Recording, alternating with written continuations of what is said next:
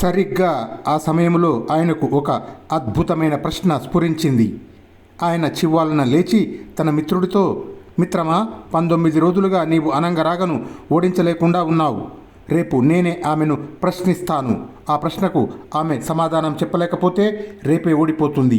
సమాధానం చెప్పిందా ఎల్లుండి తప్పక ఓడుతుంది. మనకు ఎలాగూ ఎల్లుండి దాకా గడువు ఉన్నది కదా అన్నాడు.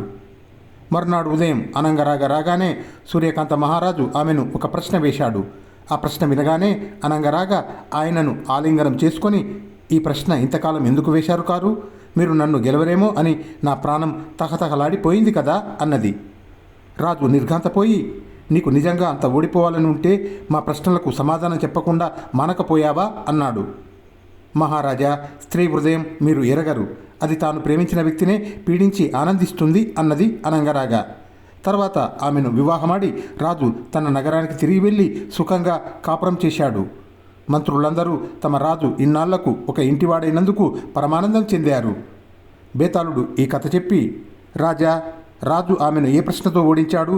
తెలిసి కూడా సమాధానం చెప్పకపోయావో నీ తల పగిలిపోతుంది అన్నాడు. దానికి విక్రమార్కుడు, అదేమంత కష్టమైన ప్రశ్న కాదు.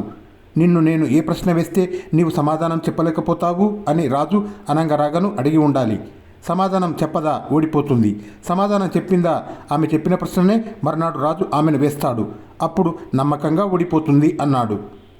రాజుకు ఈ విధంగా మౌనభంగం కలగగానే బేతాళుడు శవంతో సహా మాయమై మళ్ళీ చెట్టెక్కాడు.